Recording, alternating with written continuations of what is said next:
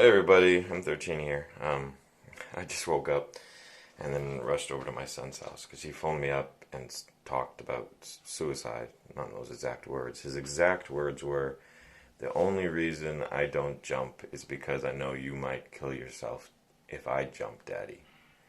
So I rushed over here, to take him to school because I know, it's hard living with his mother. The only reason I lived with his mother was because I knew that I left when he was a baby. I wanted to leave right away. I wanted to leave. I didn't want to live with her. It's horrible.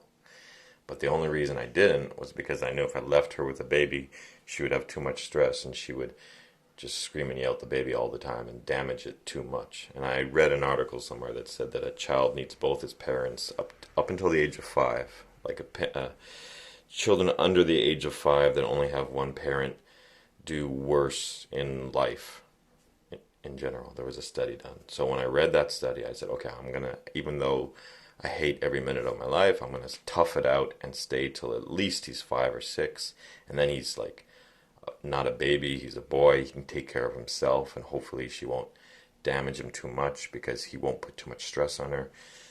But yeah, it's not working out. A 10-year-old child shouldn't be having suicidal thoughts on a regular basis. A 10-year-old child shouldn't be asking me, if I cut my mom with a knife, what kind of punishments will I have from the police, etc., because he wanted to keep a knife under his pillow to protect himself.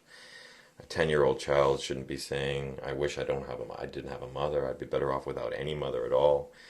These things aren't normal. I remember when I was 10, when I was 10, I loved my mom more than anything in the world, and the only thing I ever wished about my own mother was that she would live forever, and I used to wish that like pretty much daily. I remember as a 10-year-old child, I would wish that daily. When I was 10, I remember I had a trick I could do. I could make myself cry just by imagining something bad happening to my mom, and I could like instantly cry. So I could do it for my friends as like a party trick. Because yeah, that's how much. Yeah, and then with my son, it's like the exact opposite. So anyways. If I think of my mom, I'll cry too because I think of the pain. Yeah, I know. Sometimes I'll just ask my son, like, has your mom been treating you good? Like, because I see him on the weekend, so I'll ask him, like, how has your mom been this week?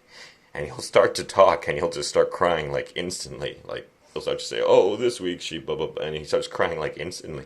And then he'll stop, and he'll be like, I don't want to talk about her, Dad, because I want to be happy on the weekend. I just want to have, like, a day or two of not crying.